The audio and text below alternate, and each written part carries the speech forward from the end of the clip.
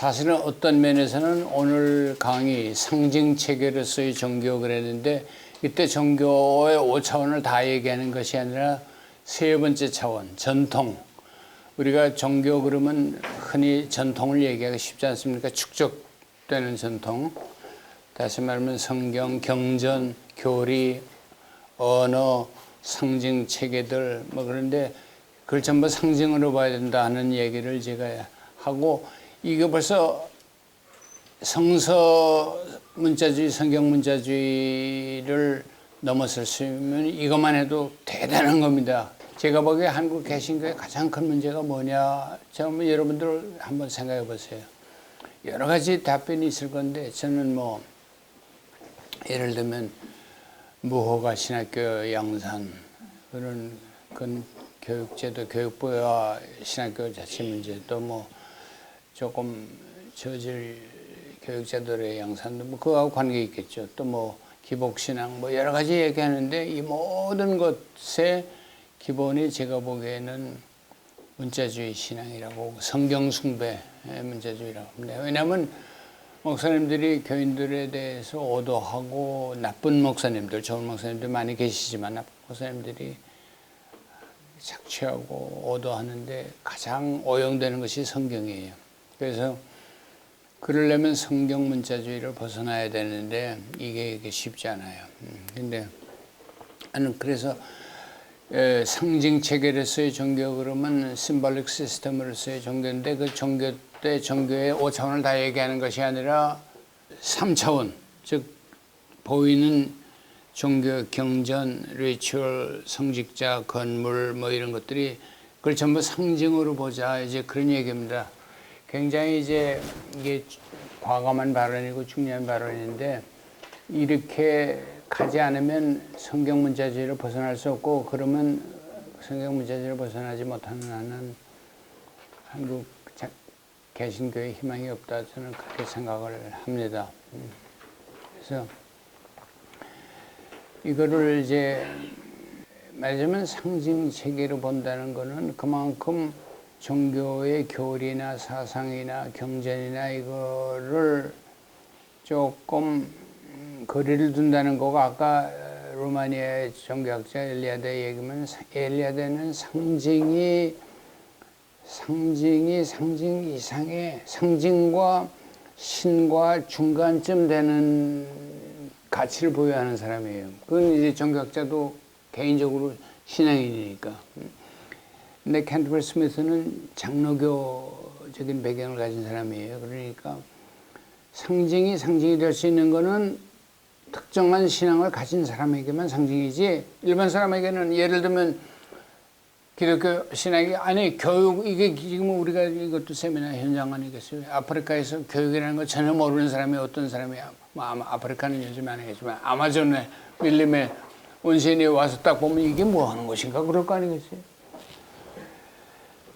경험이라는 거는 이미 자기한테 머릿속에 개념이 있고 그래야만 경험이 된다. 아까 그 종교의 그 경험과 종교적 대상, 실제 자체를 동일시하는 것보다는 동일시하지 않는 입장이라고 내가 얘기했잖아요.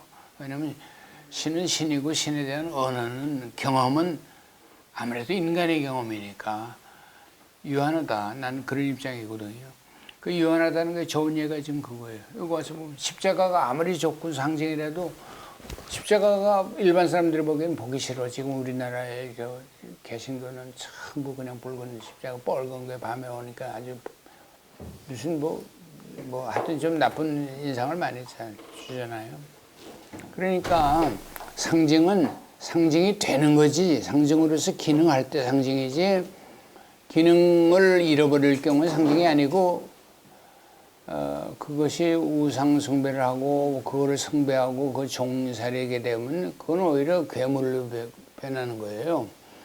그러니까 그런 시각을 좀 가진 분이 캔터버리 스미스예요. 그래서 그분은 그 종교의 인간소의 우상 숭배를 그 시작이 종교의 사물하라고 부른 겁니다. 종교는 물체가 아니고 내면의 경험에다가 뭐를 촉발하는 기능을 하는데 그런 기능을 할 때는 좋은 거예요. 근데 아까 이해해야 되는 기능 정도가 아니라 그 상징 자체가 어느 정도는 신성성을 가진다. 그것도 우리가 이해할 수 있어요. 그렇잖아. 아까 내가 제 예를 들었잖아요. 성당에 들어가면 공연이 좀 무서운 생각이 좀 들잖아요. 뭐 아무런 뭐 건드릴 뭘 만지거나 그래서는 안 되고 그러잖아요. 그러니까 그만큼 또 성직자들이 유니폼을 입고 있을 때는 괜히 가까이 가는 게 좀 어떻게 좀 농담도 잘 못하게 되고 이제 그러잖아요. 그러니까 그거는 어느 정도 성스러움이 그 물체나 그 사람에게 배였다는 생각을 하는데 그 엘리야의 생각이 그렇다는 거예요. 그러니까 그거는 보는 시각이 좀 다른데 저는 상징을 상징으로 봐도 충분하다. 그래서 그 예를 이제 하나 든데 산타클로스 할아버지. 그거 하면 제일 쉽게 이해가 됩니다. 자, 제가 어느 날 크리스마스인데 교회는 멀어서 가기 힘들고 하여튼 갈 사정이 못 됐어요. 그래서 텔레비전을 우연히 보다가 보니까 크리스마스 테마로 한 영화가 있는데 보니까 그 영화가 재미있더라고. 어느 타운에서 백화점이 2개가 있는데 그 라이벌인 모양이야. 한 백화점에서 산타클로스를 할아버지를 모셔가지고 애들을 막 모으고 띵깡띵깡하고 신나게 하니까 그냥 매출이 막 올라갔어요. 그러니까 그 경쟁되는 백화점에서 세미나니까 시비를 붙이는데 무슨 시비냐면 좀 유치하죠. 저건 존재하지도 않는 허구를 가지고 저렇게 팔아먹고 해서 매출 올린다. 그렇게 시비를 붙으니까 논쟁을 하다가 이게 그만 두 백화점의 변호사들끼리 소송이 벌어지는 거예요. 이 얘기가 재밌잖아요. 근데 소송에서 산타클로스가 실제 하느냐 안 하느냐 가지고 무서운 논쟁을 벌이는 거예요. 지금 요즘 애들은 뭐 다 5살만 돼도 실제 하지 않는 호구라는 거 다 안 되는데 그래도 민척한데 그러잖아요. 선물 많이 받으려고. 근데 부모들은 그것도 모르고 우리 애는 아직 착하다고 생각하는데 그 착한 게 아니라 하여튼 그런 얘기가 있는데 어른들이 그 변호사라는 사람이 그거 가지고 논쟁을 벌이니 이게 얼마나 웃겨요. 이제 그 얘기가 재밌는데 내가 그걸 보면서 갔다 이렇게 야 하나님이 산타클로스 같은 상징이 아니냐 그렇게 생각하면 어떻게 될까 하는 생각이 퍼뜩 드는 거예요. 제가 그거 가지고 그날 꽂혀가지고 글을 쓴 게 있어요. 그런데 첫째 내 경우는 상징이라고 우습게 볼 일이 아니라는 얘기예요. 그거를 이제 제가 오늘 한 말의 아주 핵심입니다. 종교를 상징 체계로 보면 이건 뭐 불신앙적인 태도 뭐 자꾸 이렇게 생각하는지 상징이라는 말을 잘못 이해해서 그래요. 자, 우리가 만약에 태극기가 우리나라의 상징인데 태극기를 어떤 사람이 와서 집단이 와서 막 갈기갈기 찢거나 발로 짓밟으면 가만히 있겠어요 우리가? 왜냐하면 그 상징이 리얼리티 자체하고 불가분리의 관계를 가지니까 상징이 그렇게 우스운 게 아니에요. 그리고 우리가 언어를 사용할 때 메타포를 많이 사용하고 시인들이 많이 사용하죠.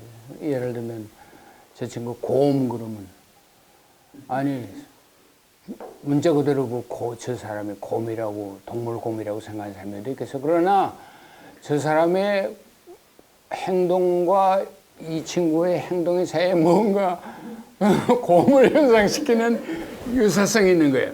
그거를 신학적으로는 아날로지라고 합니다. 유추, 아날로지.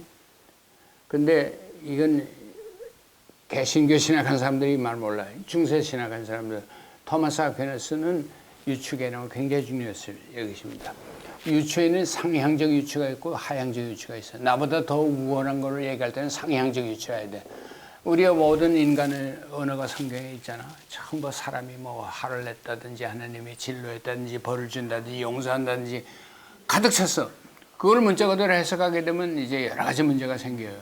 그러나 하느님의 어떤 속성과 성품에 인간의 속성, 성품 그래도 피조물 가운데 인간이 최고니까 우리 모든 다양한 경험을 좀 반영할 만한 어떤 아날로지가 유추가 비슷한 점이 있을 것이다. 그러면 아까 곰 얘기를 다시 해보세요. 저 친구가 곰이라는 거를 우리가 글로 쓰는 데면 몇 페이지가 필요할런지 몰라. 그래도 성의 안 하는데 저 친구 곰 그러면 그냥 대본에 그냥 다 알아듣는단 말이에요. 그러나 그거를 뭐 문자 그대로 곰이라고 생각하는 사람 아무도 없잖아요. 그러면 자, 성경에 지금 예를 봅시다. 상징으로 생각하면 산타클로스를 상징이라고 생각하면 산타클로스 얘기부터 그다음에 예수님 얘기를 제가 좀 하겠습니다. 산타클로스가 상징이라고 그러면 그 산타클로스를 폄하하는 게 아니고 사실은 뭐를 상징하느냐가 중요한 거 아니겠어요? 크리스마스의 스피릿이다. 그렇게 얘기할 거예요. 그럼 크리스마스의 정신이 뭐냐? 이렇게 하면 문제가 심각해집니다. 예수님의 삶과 모든 행동 다 얘기할 수밖에 없어요. 그렇잖아요. 크리스마스도 그렇고 크리스마스 날이 뭐 1년에 한 번 그게 무슨 대단한 날이라고 그런 사람들 많이 있잖아요. 또 산타클로스가 뭐 그래도 산타클로스가 상징이지만 자유로운 은총. 저 사람이 나보다 못하지만 그날 하루만은 내가 말하자면 베풀고 나눠야 된다는 그런 사랑의 정신이면 예수님 정신 그대로인데 산타클로스 크리스마스라고 해서 뭐 그 상징이라고 해서 나쁠 거 하나도 없는 거예요. 오히려 기독교인들이 그렇게 해요. 자, 그러면 하나님은 말씀, 하나님이 뭐 인간처럼 말을 합니까? 예수를 하나님의 아들 그러면 하나님이 예수님이 뭐 결혼해서 섹스를 해서 아들을 낳습니까? 자식을 낳습니까? 아들 이게 다 상징이거든요. 하나님의 말씀 상징은 우리가 하나님의 모상 그래요. 아, 우리가 어떻게 하나님을 닮았어요? 그 하나님의 모상의 개념의 가장 큰 문제는 하느님이 인간을 닮은 것이 아니라 인간이 하느님을 닮아서 존엄하다고 이렇게 생각해야 되는데 하느님을 자기 편리하게 내가 욕심 다 가주는 거로 해. 그 목사님들 설교의 가장 큰 나쁜 것 중에 하나가 그거 아니에요. 자기 생각, 자기 욕심을 하나님께 뜻이라고 그래가지고 뭐 이제 막 오용하는 그런 건데. 이제 하나님의 모상이라는 개념 자체가 하나님의 무슨 모상이 어디 있어요? 또 하나님의 진노, 화, 용서, 자비, 사랑, 하나님이 나의 목자, 기분 나빠. 내가 뭐 양인가? 그건 pastoral society, 목축 경제 사회에서나 쓰던 말인데 그래도 그건 좀 뜻을 안 줘. 근데 하나님이 뭐 양직이라고 생각하는 사람이 어디 있으면 저거대로. 그래도 목자. 하나님 나의 피난처. 하나님의 모상, 하나님의 말씀, 이게 전부 하나님의 아들, 이게 전부 상징인데 이거 잘하면 위대한 신학자가 되는 거예요. 이거 해석을 잘하면. 뭐를 상징하느냐 하는 거를. 그렇잖아요? 그거 필요 없다고 얘기할 수 있어요. 그거를 설명하려면 신학책이 몇 권을 써도 성이 안 차는 거예요. 그러나 그 심벌이 그렇게 중요한 건데. 그걸 봐서 심벌이라고 우습게 여기면 안 된다는 게 제 얘기입니다. 아까 곰 얘기 마찬가지예요. 심벌이라고 시냇물이 속삭인다 그러면 시냇물이 무슨 사람처럼 뭐 속삭여요? 시냇물이 졸졸졸 흐른다 그러면 그거는 의성어가 좀 들어갔으니까 상징어는 메타포는 아니고 문자 그대로 하여튼 문자 그대로 시냇물이 속삭인다는 건 확실히 시인들이 쓰는 메타포 아니겠습니까? 근데 너무 썼으니까 요즘은 잘 안 쓰겠지만 그래도 하여튼 우리가 일상적인 언어 속에도 상징을 우리가 많이 쓰는 겁니다.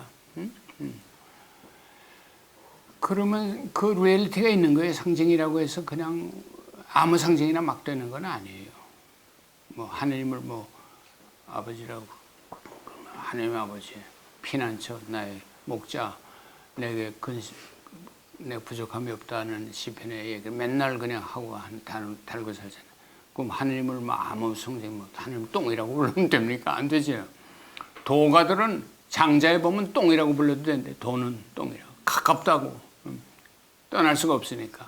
그래도 그 하나님의 내재성을 아무리 강조해도 하나님 똥이라고 부르는 건 난 처음 없어. 안 돼. 그거는. 응? 그렇잖아요? 자, 근데 도가들은 하나님을 인격신으로 생각하는 건 아니니까 똥이라고 불러도 된다고. 하여튼 도가 없는 데는 없는 거니까.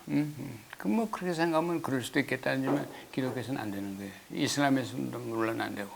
자, 그러니까 이 상징이 굉장히 중요해서 우리가 제가 지금 얘기한 중요한 하나님의 모상.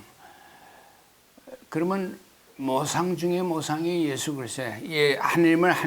예수를 하나님의 모상이라는 것이 골로새서라든지 또 나옵니다. 실제로 성경에서. 하나님의 아들이라는 것은 뭐 너무 중요한 모상이고 아까 탕자의 배에도 그림도 나옵니다만 이 굉장히 중요한 개념을 가지고 있어요. 이게 전부 아날로지라는 걸 인정을 하는데 아날로지가 상징이고 메타포라는 것 뜻이에요. 그렇게 생각하면 돼요. 굉장히 심각한 문제예요, 이게. 신학의 그리고 우리가 인간의 언어를 많이 쓰는데 인간이 하나님을 닮은 모상이기 때문에 우리가 그거를 신인 동일론이라고 anthropomorphic 인간의 형상대로 옛날에 크세노파네스라는 히랍 철학자가 있었는데 이 사람이 뭐라고 그랬냐면 신화에 나오는 얘기들이 웃긴다. 그래서 그 비판은 정교 비판의 효시야. 말이 손발이 있었으면 말은 하나님을 모양으로 그렸을 것이다. 또 소가 있으면 그랬을 것이다. 그렇게 풍자를 했어. 그건 신화의 얘기들 그렇게 풍자했는데 이 사람이 한 가지만 하고 둘은 모르는 거예요. 이제 우리 성서를 보면 전부 그런 얘기인데 그러면 우리가 성서를 보고선 철학이나 뭐 사상을 좀 한 사람들은 이게 뭐 이런 게 다 있어. 처음부터 뭐 누가 누구를 낳고 뭐 그런데 뭐 그리고 동정녀 얘기 나고 이게 뭐 집어쳐 그냥 성경이 좋다는 거는 들어서 그래도 한번 읽어봐야 되겠다. 교양 차원으로 해서라도. 그 생각하다가도 그냥 그 anthropological language, anthropological 인간 중심적인 인간적인 표현이 너무 많다 보니까 유치하게 보이는 거예요.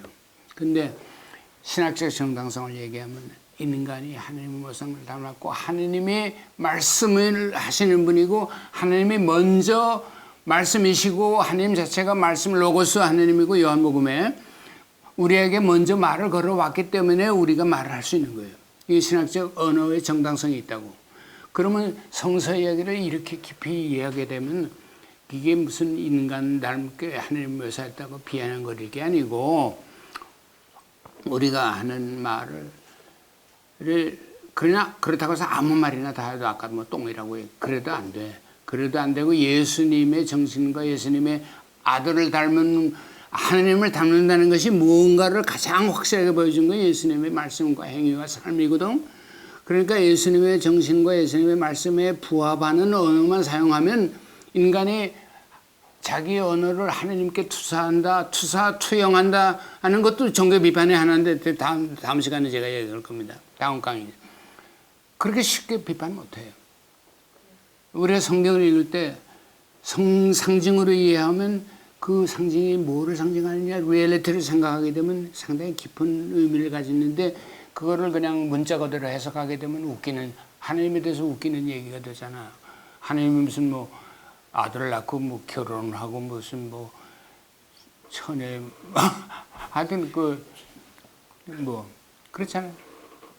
그러니까 하나님의 모상이라는 개념 자체가 벌써 상징이야. 아주 중요한 상징이에요. 하나님의 말씀이라는 것 자체가 굉장히 중요한 상징이에요. 그거 없으면 기독교 무너지는 거예요. 그러면 그것이 가지는 우리 인간적인 표현들이 정당성을 어느 정도 신학적 정당성을 근거 지어주는 중요한 의미를 가지기 때문에 그 말을 하지 안 그러면 철학자들이나 좀 머리 큰 사람들은 성경 읽을 필요 없어. 참지를 못해. 그렇잖아요. 그거 뭐 하나님을 인간처럼 그리는 게 너무 유치하다 그렇게 생각할 거예요. 성경은 너무 유치하기 때문에 너무 어려운 책이에요. 예. 보통 상징이라는 거는 메타포라는 거는 이해를 돕기 위해서 사용하는 게 근데 성경은 상징이 너무 일반화됐기 때문에 나의 목자 뭐 이런 거 뭐 하여튼 아까 그 아버지 어머니를 상징한다는 거 참 정말 좋은 거. 예수님의 설교에 그 말씀이 많이 있잖아요. 탕자의 비유니 예수님이 그 가족의 그 관계가 나쁜 면도 있어요. 근데 좋은 면을 생각하면 그거보다 더 무조건적인 사랑, 예수님의 은총, 하느님의 그걸 강조하는데 부모 자식 간의 그 사랑을 빼놓고 얘기하기 어렵잖아요.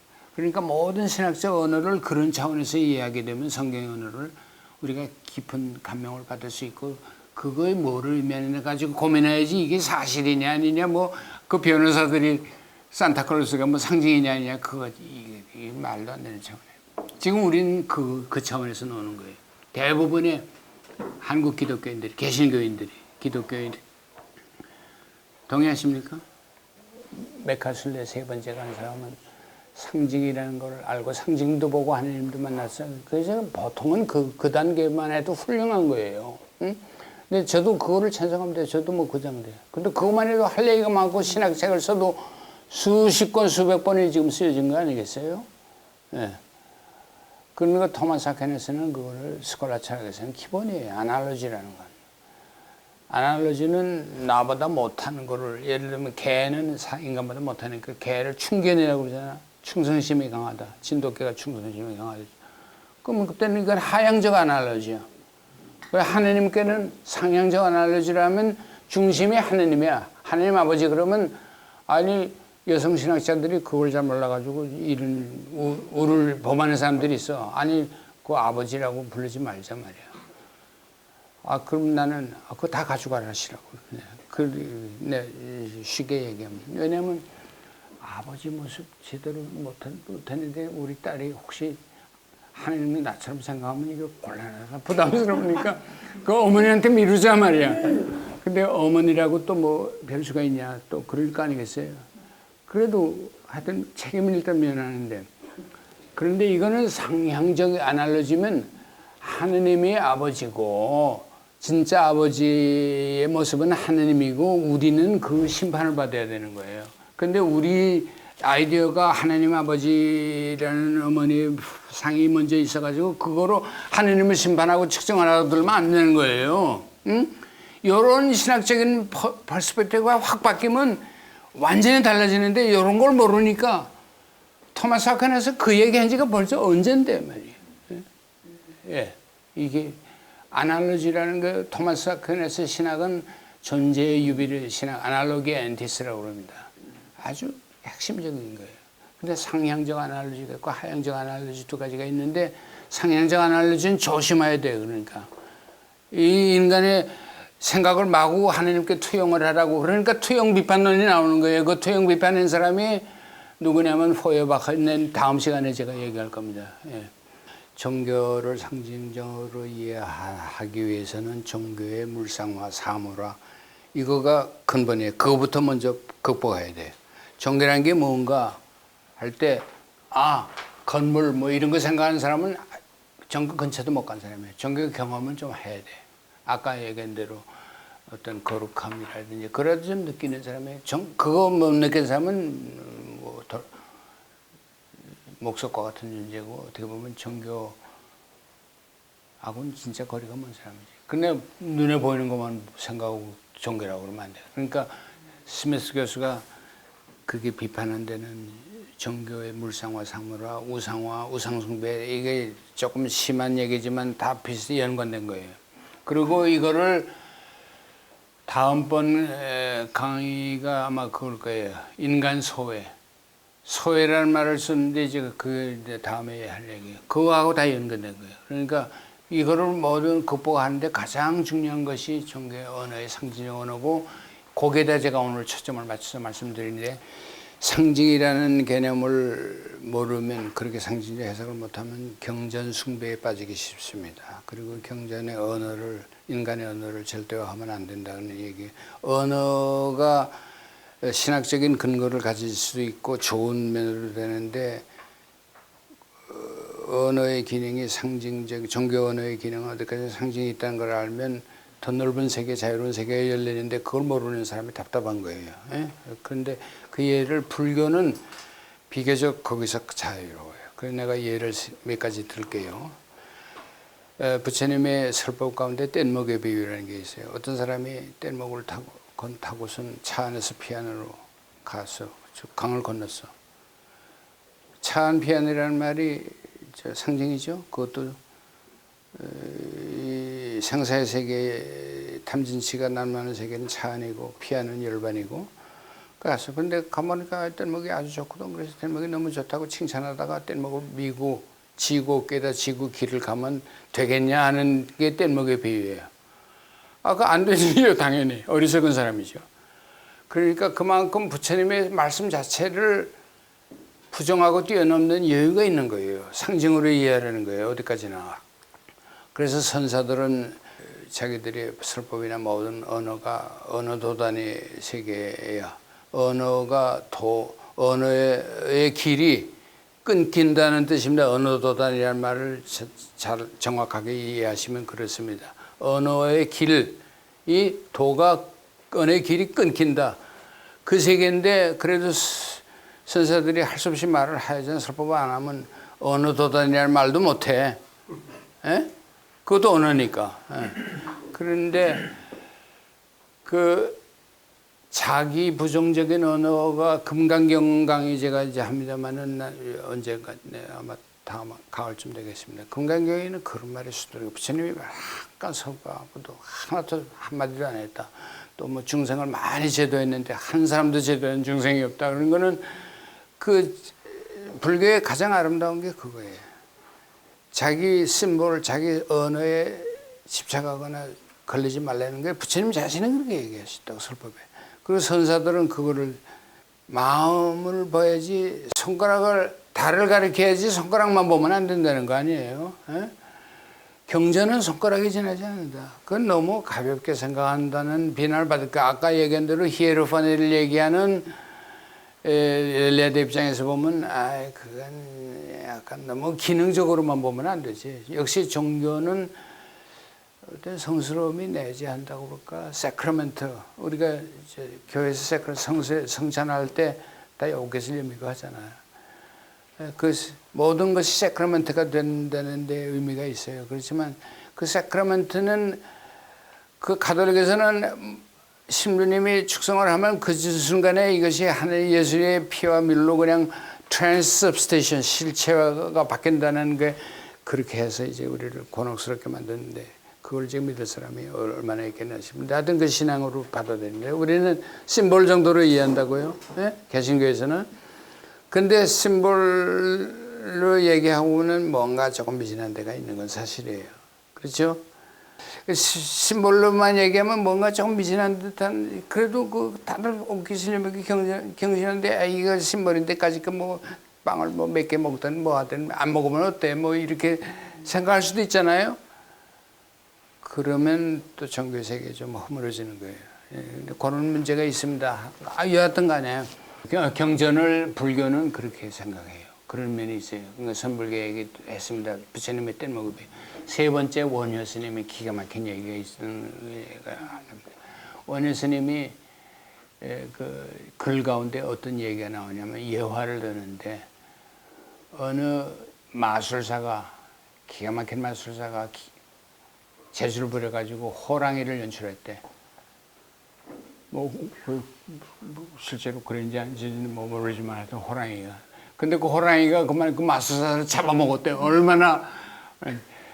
이게 나는 종교의 역사를 가장 잘 드러내는 비유라고 생각하고 원효 스님이 그 말을 하실 때는 적어도 종교 언어에 사로잡혀서는 안 된다. 교리에 사로잡혀서는 안 된다는 생각을 하셨을 거예요. 그 정도는 아니지만 원효 스님 때만 해도 선불교가 를 모를 때예요. 원효보다 한 200년, 300년 후에 선불교 형성을 했거든요.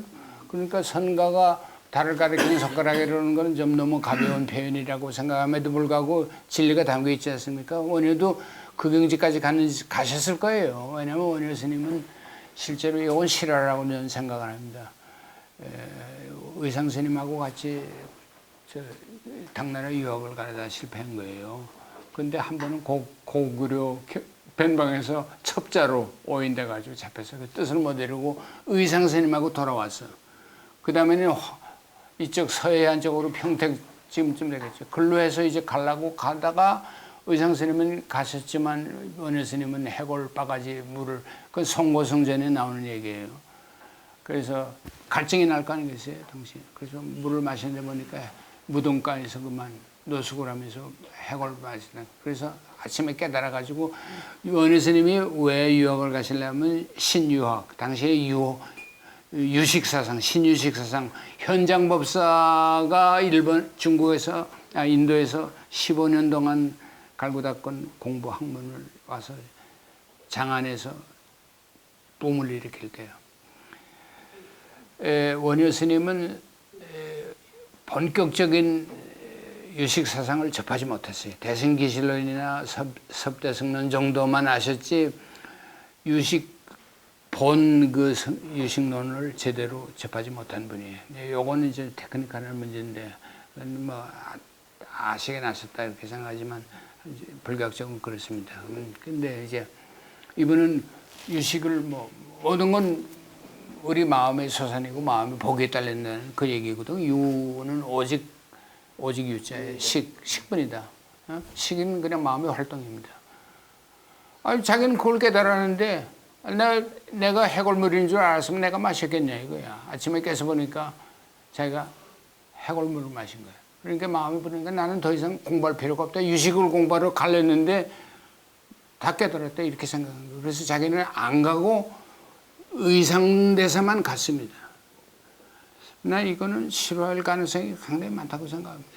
그러고서는 그 다음에 이제 여러 가지로 이제 기행도 많이 하시고 이제 여섯 공주하고 결혼도 하고 이제 그렇게 된 겁니다. 그러니까 종교에 아주 원숙한 경지를 들어갔다 좋게 표현하면 그러나 그렇게 가지도 못한 주제에 또 원효 얘기만 자꾸 하게 되면 또 피해도 있겠죠. 폐단도 있겠죠. 그러나 어떤 간에 원효는 타고 노는 경지에 간 거예요. 예? 예. 그래서 그 은효 스님이 그 호랑이가 마술사를 잡아먹었다. 이게 지금 종교를 만든 건 사람인데, 요거 이제 다음 시간에 제 주제를 만든 사람인데, 사람을 다 잡아먹은 거예요. 지금 종교의 정살이, 종교의 우상숭배, 종교의 인간 서해를 한다는 거, 서해 개념을 빌려서 제가 이제 다음에 할 겁니다. 그때 후에바 칼막스의 종교는 일면의 아펜이다. 또 뭐 여러 가지 얘기를 제가 할 겁니다. 예. 그러니까 불교는 비교적 그 상징이라는 거를 알고 언어 문자가 불확실하고 좀 문제가 좀 있다는 거를 안 편이에요. 안 정교해요. 그게 불교의 묘미예요. 그런데 기독교는 하느님의 말씀이라는 거를 문자 그대로 이해하니까 하느님이 뭐 말을 해? 하느님의 계시? 하느님이 뭐 계시를 해? 이런 거 다 인간이 사용하는 언어 아닙니까? 응?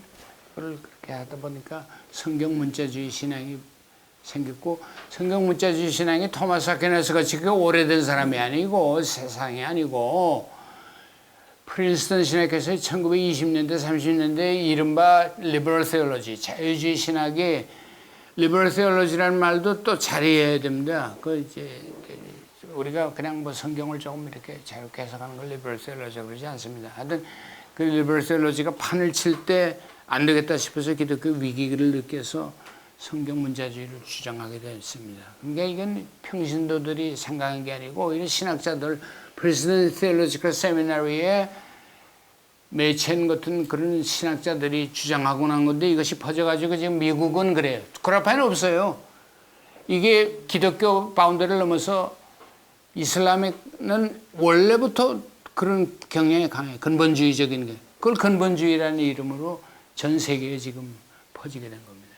그러니까 성경숭배, 경전숭배, 경전 언어를 절대화하고 우상화하는 것은 지극히 현대적인 일입니다. 보세요. 자, 성당 가면 중세시대에 글을 읽었습니까? 성경을 읽었습니까?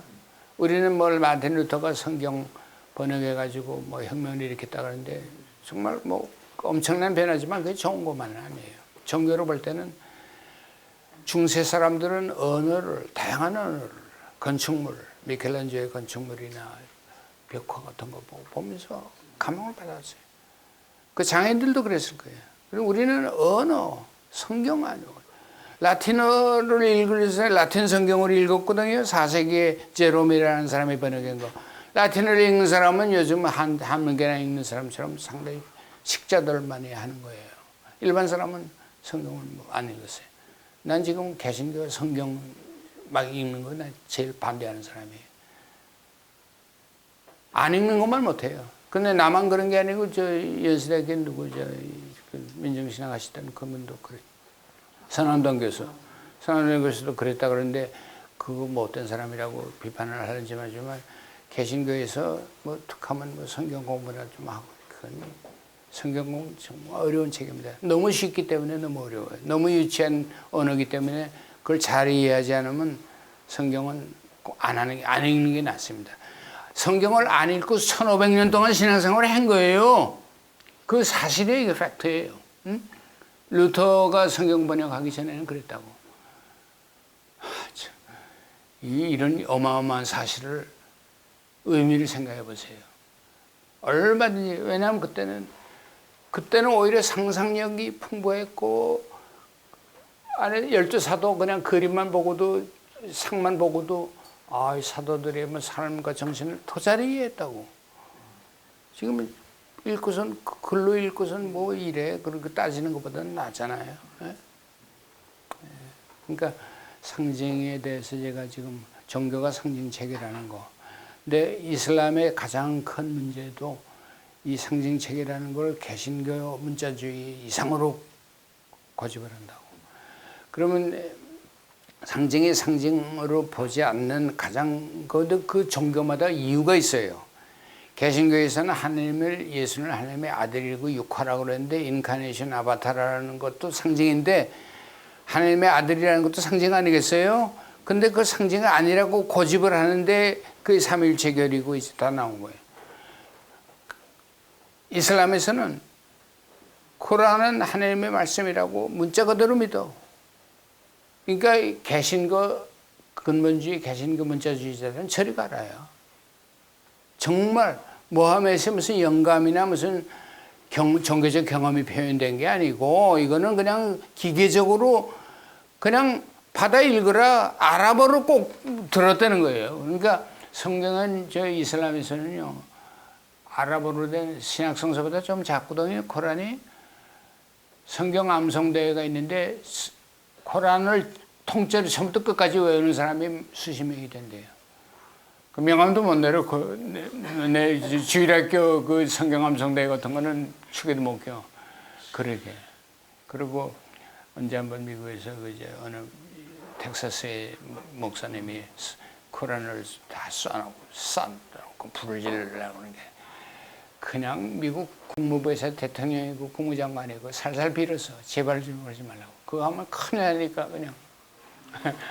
근데 하여튼 문자주의 신앙이 이렇게 된 겁니다. 그러니까 얼마나 그것이 잘못됐다는 거. 그리고 성 어거스틴 토마스 아퀴나스는 얼마든지 상징적 해석이 가능하고 문자적인 의미가 통할 때는 뭐는 괜찮아요.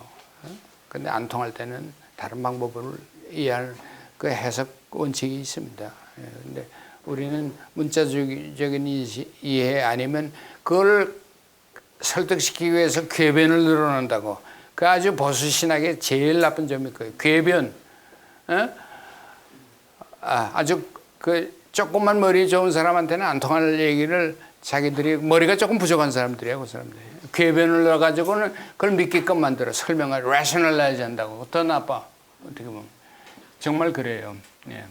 근데 이 문자주의 신앙이 그렇게 오래된 것이 아니라는 것만 알고 옛날에 문자 없이도 우리 세종대왕한테 고마워할 책임을 지어서 지금 문맹률이 우리나라가 세계에서 제일 없대.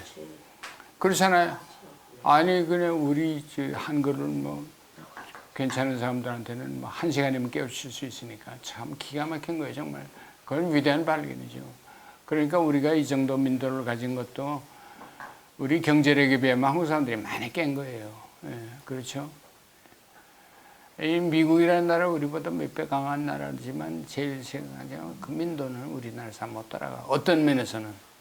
근데 기독교적인 배경이 있으니까 소양이 깔려 있으니까 그 사람들이 좀 그래도 우리보다는 뭐 다른 면이 좀 있죠. 근데 그 얘기는 또 다른 문제입니다. 하여튼 간에 그렇습니다. 그러니까 문자주의 신앙, 근본주의 신앙 이거를 뭐가 근본이냐 할 때 정말 근본을 모르니까 그 근본주의라는 말 자체가 잘못됐다는 거예요.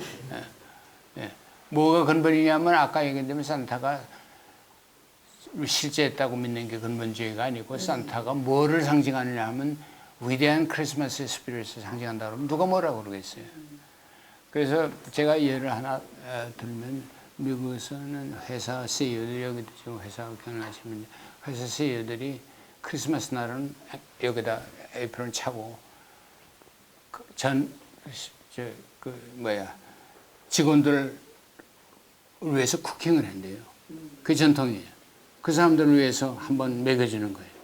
그 얼마나 아름다운 전통입니까? 네? 그리고 제가 언제 한번 공항에서 목격을 했는데 어느 아주머니가 애를 업고 가방을 이렇게 들고 그냥 라인이 길잖아, 탑승구. 막 그냥 어려움을 당하고 있는데 그 스튜어디스가 오더니 그 여자를 먼저 데리고 가는. 저는 그 장면을 보면서 정말 감동을 했어요. 스튜어디스는 제대로 훈련을 받은 사람. 우리나라 같으면 밀치고 그 사람은 그 여자는 맨 꽁치로 타겠지. 그렇지 않겠어요? 참 사람은 정말 대접하는구나. 그게 American Spirit, Service Spirit at its best. 아름다운 면을 보는 거예요. 예? 우리가 필요한 게 그거고 민주주의가 필요한 게 그건데 우리는 제도 민주주의는 됐지만 그런 거 못하지 않습니까? 그런데 이런 것들이 크리스천 밸류고 크리스마스가 상징하는 게 바로 그런 거라고. 하느님이 인간이 됐다는 거는 하느님이 자기를 낮추고 부정했다는 얘기 아니에요? 어? 그 인카네이션을 말로만 떠드는 게 아니라 인카네이션이라는 게 낮추고 자기를 비하하고 자기를 비우는 것인데 그 스피릿인데 그 산타클로스가 그렇다면 얼마나 좋아. 그 상징이라면. 에? 근데 그런 것이 기독교의 파운데이션이 그게 펀더멘털리즘이지 다른 게 펀더멘털리즘이 아니라고 문자주의 앵무새처럼 성경 외우는 게 펀더멘털리즘이 아니라는 거. 예, 예. 제 얘기는 이 정도로 일단은 제 강의를 마치고 좀 대화 질문 시간 좀 가지겠습니다. 예.